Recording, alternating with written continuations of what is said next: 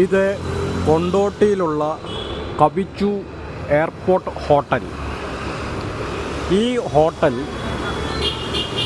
കൊണ്ടോട്ടി എയർപോർട്ടിൻ്റെ 1.5 കിലോമീറ്റർ തൊട്ടിപ്പുറയാണ്. നമ്മൾ Kozhikode airport, Karipur airport എന്നൊക്കെയല്ലേ നമ്മൾ അറിയുന്നത്. പക്ഷേ ഇത് സ്ഥിതി ചെയ്യുന്നത് മലപ്പുറം ജില്ലയിലാണ്, മലപ്പുറത്താണ്. അതുപോലെ തന്നെ നമ്മൾ ഈ കാലിക്കറ്റ് യൂണിവേഴ്സിറ്റി എന്ന് കേൾക്കത്തില്ലേ, അതും മലപ്പുറം ജില്ലയിലാണ്. കാലിക്കറ്റല്ല, മലപ്പുറത്താണ്.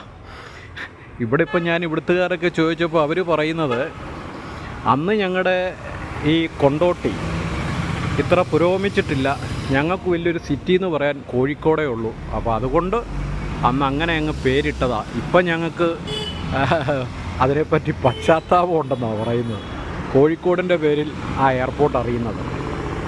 അപ്പോൾ ഇത് സലീം ഇക്ക എന്ന് പറയുന്ന ഒരു ഇവിടുത്തുകാരൊരാളിൻ്റെയാണ് ഈ ഹോട്ടൽ. ഇദ്ദേഹത്തിൻ്റെ നിങ്ങൾ യൂട്യൂബിൽ കൂടെ ഒക്കെ കണ്ടു കാണും. ഇദ്ദേഹം ഗൾഫിലെ അവിടുത്തെ മിലിറ്ററിയുടെ യൂണിഫോം ഇദ്ദേഹമാണ് അവിടെ അടിക്കുന്നത്. ഈ കൊണ്ടോട്ടിക്കാരനായ ഈ മലയാളിയാണ് ഈ യൂണിഫോം റെഡി ചെയ്ത് കൊടുക്കുന്നത്. ഇതിൻ്റെ അപ്പുറത്ത് ഭയങ്കര ഒരു ഓഡിറ്റോറിയം ഉണ്ട്.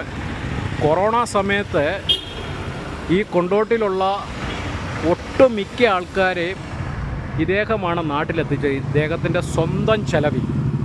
അങ്ങനെ ഒരു പേരും ഇദ്ദേഹത്തിനുണ്ട്.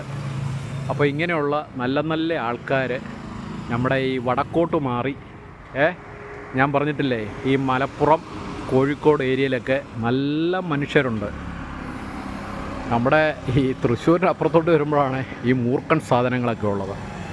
ഇങ്ങോട്ട് മാറും തോറും നല്ല നല്ല മനുഷ്യരാണ് ഉള്ളത് കേട്ടോ.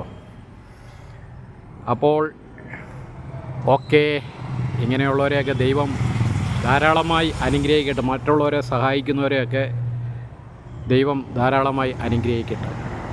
അപ്പോൾ നിങ്ങൾ ഈ കരിപ്പൂർ എയർപോർട്ടിലൊക്കെ ബൈ ചാൻസിൽ നമ്മുടെ തെക്കൻ ജില്ലയിലുള്ളവരൊക്കെ വന്ന് ഇറങ്ങുവാണെങ്കിൽ ഇവിടെ റൂം സ്റ്റാർട്ടിങ് തുടങ്ങുന്നത് 3500 രൂപയും GSTയുമാണ്.